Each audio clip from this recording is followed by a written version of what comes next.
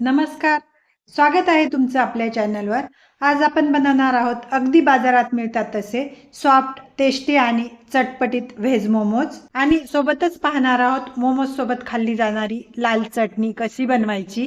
चला तर मग व्हिडिओला सुरुवात करूया. स्टफिंग बनवण्यासाठी मी इथे घेत आहे सिमला मिर्च, गाजर, पत्ता गोबी आणि कांदे. सर्वाला पहिले किसणीनं किसून घ्यायचं किंवा तुम्ही चॉप पण करू शकता. आता एका मोठ्या बाउलमध्ये घालून घेऊया ग्रेट केलेला गाजर, ग्रेटेड सिमला मिर्च, पत्ता गोबी आणि कांदे. आता या भाज्यामध्ये 2-3 चम्मच मीठ घालून घ्यायचं आहे आणि चम्मचनी मीठ भाज्यामध्ये छानपैकी मिक्स करून घ्यायचं आहे. मीठ मिक्स करून झालं की भाज्या काही वेळ अशाच ठेवून देऊया. थोड्या वेळात भाज्यांना पाणी सुटेल तर याला झाकून साईडला ठेवून देऊ. आता मोमोजची कव्हर बनवून घेऊ. त्यासाठी मी घेत आहे इथे 2 कप मैदा. मैद्यामध्ये 1 चम्मच मीठ घालून घ्यायचं आहे. 2 चम्मच तेल घालून घ्यायचं आहे. मैद्यामध्ये तेलाचं मोयन घातल्याने कव्हर सॉफ्ट बनते, अशी रबरासारखी नाही बनणार. असं हाताने मैद्यामध्ये तेल मस्तपैकी पहिले मिक्स करून घ्यायचं आहे. तेल मिक्स करून झालं की आता थोडं थोडं पाणी घालून याचं पीठ मळून घ्यायचं आहे. असं टाईट पीठ मळून घ्यायचं आहे. पीठ जास्त नरम नाही करायचं. पिठाला बी झाकून साईडला ठेवून द्यायचं आहे. आता मोमोजसाठी लाल चटणी तयार करू. तर मी 5-6 टमाटर घेतले आहे, 1 कांदा, 8-10 लसणाच्या कळ्या घालायच्या आहेत, 5-6 लाल मिरच्या घालून घेऊ, 1 अद्रकचा तुकडा आणि 1 कप पाणी घालून आता याला बॉईल करून घ्यायचं आहे. याला झाकून बॉईल होऊ द्यायचं आहे. तोपर्यंत भाज्या पाहून घेऊ. भाज्यामध्ये पाणी सुटलेलं आहे. आता 1 कॉटनचा कपडा घ्यायचा आहे आणि पूर्ण भाज्या कॉटनच्या कपड्यावर काढून घ्यायच्या आहे आणि आता भाज्या कॉटनच्या कपड्यामध्ये गुंडाळून अशा प्रकारे हाताने दाबून दाबून पूर्ण भाज्याचं एक्स्ट्रा पाणी काढून घ्यायचं आहे. भाज्यामधील पाणी काढणं खूप महत्त्वाचं आहे, नाहीतर मोमोची स्टफिंग ओलसर होऊ शकते. असं दाबून दाबून भाज्यामधलं मी पूर्ण पाणी काढून घेत आहे. तुम्ही पाहू शकता इथे भाज्यामधून भरपूर पाणी निघलं आहे. याला तुम्ही पराठा किंवा भाजीची ग्रेव्ही बनवण्यासाठी वापरू शकता. आता याला एका बाउलमध्ये काढून घ्यायचं आहे. आता याच्यामध्ये मी 2 हिरव्या मिरच्या बारीक कट करून घालत आहे. 1 चमचा आला आणि लसणाचा पेस्ट घालून घ्यायचा आहे. इथे मी मीठ थोडंच घालत आहे कारण की पहिले मीठ घातलेलं आहे. थोडंसं काळं मीठ घालायचं आहे. 1 चमचा जिरापूड घालत आहे, अर्धा चमचा काळा मिरीची पावडर घालत आहे आणि अर्ध्या लिंबाचा रस घालायचा आहे. सोबतच 1 चम्मच तेल घालायचं आहे आणि आता सर्व जिन्नस मस्तपैकी मिक्स करून घ्यायचे आहे. चमच्यानी किंवा असं हाताने याला छानपैकी मिक्स करून घ्यायचं आहे. हेल्दीवालं मोमोजचं स्टफिंग इथं तयार आहे. आता मी याच्यामध्ये थोडासा चीज घालत आहे. चीज घातल्याने मोमोजची टेस्ट खूपच छान येते. वाटल्यास तुम्ही चीज घालायचं स्किप सुद्धा करू शकता आणि आणखीन एक वेळेला छानपैकी मिक्स करून घ्यायचं आहे. स्टफिंग आता तयार आहे. स्टफिंगला बाजूला ठेवून देऊ. इकडं टमाटर सुद्धा बॉईल झाले आहेत.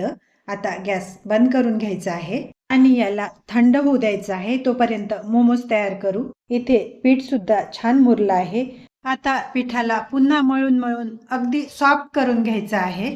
मी इथे छानपैकी सॉफ्ट पीठ करून घेतलं आहे. आता याच्यातून थोडं पीठ घ्यायचं आहे आणि याला आणखीन हाताने मळायचं आहे. पीठ चांगलं मळून झालं की याचा असा रोल बनवायचा आहे. आता हा रोल कोलपाटावर ठेवून असा हाताने प्रेस करत याचा थोडा पतला रोल बनवून घ्यायचा आहे. असा पतला रोल तयार झाला आहे. आता याच्या चाकूने अशा लाट्या कापून घ्यायच्या आहेत. असा रोल बनवून लाट्या कापल्या तर तुमचे मोमोज एकदम सेम साईजमध्ये तयार होतील. आता अशी एक लाटी घ्यायची आहे आणि थोडा सुखा मैदा टाकून याची पुरी लाटून घ्यायची आहे. बस अशी गोल गोल आणि पतली याची पुरी लाटून घ्यायची आहे. बस मी इथे अशी पतली पुरी लाटून घेतली आहे. आता पुरीला असं हातावर घ्यायचं आहे आणि याच्या मध्यभागी आपली तयार केलेली व्हेज स्टफिंग ठेवूया. हवं असल्यास मध्ये थोडंसं चीज देखील ठेवू शकता आणि आता कडांना हलकेच घड्या घालत सुंदर मोमोची शेप द्यायची आहे. कॉर्नरच्या सर्व बाजूनी अशा प्लेट्स घेत याचा गोल गोल मोमोज तयार करायचा आहे. बस असा मस्तपैकी माझा मोमोज तयार झाला आहे. एक मोमोज आणखीन बनवून दाखवत आहे. पुरीच्या मध्यभागी अशी तयार स्टफिंग ठेवायची आहे आणि आता कडांना हलकेच घड्या घालत मोमोजचा शेप द्यायचा आहे. बस अशाच प्रकारे सर्व मोमो तयार करून घ्यायचे आहे. बस अशा प्रकारे मी सर्व मोमोज बनवून ठेवले आहेत. आता मोमोज वाफवण्यासाठी मी इथे स्टीमरमध्ये पाणी गरम ठेवलेलं आहे. स्टीमरच्या पॉटला थोडंसं तेल लावून घ्यायचं आहे. तेल लावल्यामुळे मोमोज चिपकणार नाहीत, तर सर्व बाजूनी असं व्यवस्थित पहिले तेल लावून घ्यायचं आहे आणि हा पॉट स्टीमरवर ठेवून द्यायचा आहे. आणि आता एक एक करून मोमोज ठेवायचे आहेत. मोमोज थोडे अंतरावरच ठेवायचे आहेत, कारण वाफवल्यावर हे थोडे मोठे होतात. असे थोडे अंतरावर ठेवल्याने मोमोज एक दुसऱ्याला लागणार नाहीत. जितके मोमोज पॉटवर बसतील तितके ठेवून झाकून याला फुल फ्लेमवर चांगलं 10 मिनटं वाफवून घ्यायचं आहे. बस याला झाकून वाफवू द्यायचं आहे. तोपर्यंत चटणी तयार करून घेऊ. इथे टमाटर थंड झाले आहे. पहिले टमाटरची साल काढून घ्यायची आहे. टमाटर वाफवून घेतले तर साल पटकन निघून जाते. आणि आता हे सर्व मिक्सरच्या पॉटमध्ये घालून झाकण बंद करून बारीक दळून घ्यायचं आहे. छानपैकी पेस्ट करून घ्यायचं आहे. आता पॅनमध्ये थोडंसं 2 चम्मच तेल घालायचं आहे.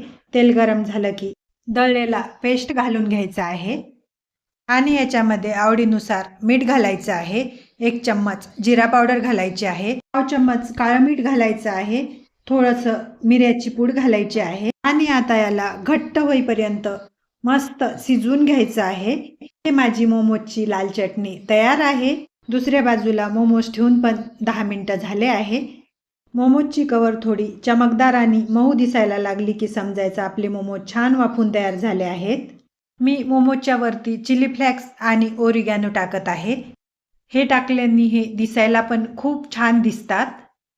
पूर्ण मोमोजवर थोडे थोडे चिली फ्लेक्स आणि ओरिगॅनो घालून घ्यायचं आहे आणि झाकून 2 मिनटं पुन्हा वाफवून घ्यायचं आहे. आणि बघा मंडळी, आपले गरमागरम सॉफ्ट आणि चटपटीत व्हेज मोमोज तयार झाले आहेत. दिसायला पण खूप सुंदर दिसत आहेत. एक मोमोज मी तुम्हाला काढून दाखवते. पहा, एकदम चमकदार आणि मऊसूत, हेल्दी आणि खायला टेस्टी मोमोज इथं तयार आहेत. तर या मोमोजला आपण बनवलेल्या लाल तिखट चटणीसोबत सर्व करूया. इथे मी तुम्हाला एक मोमोज कट करून दाखवते. मस्त टेस्टी आणि स्वादिष्ट मोमोज इथं तयार आहे. भाज्याचा छान क्रंच, मसाल्याची चव आणि चीजचा स्वाद या सगळ्यामुळे मोमोज खायला खूपच मस्त लागतात. तुम्ही ही रेसिपी नक्की करून बघा आणि तुम्हाला मोमोज कसे वाटले ते कमेंटमध्ये नक्की सांगा. आणि तुम्ही हा व्हिडिओ कुठून पाहत आहे हे पण मला कमेंट करून नक्की सांगा. व्हिडिओ आवडला असेल तर व्हिडिओला लाईक करा. तुमच्या मित्रमैत्रिणींना आणि नातेवाईकांना शेअर करा आणि अशा छान रेसिपीसाठी आपल्या चॅनलला सबस्क्राईब करायला विसरू नका. धन्यवाद.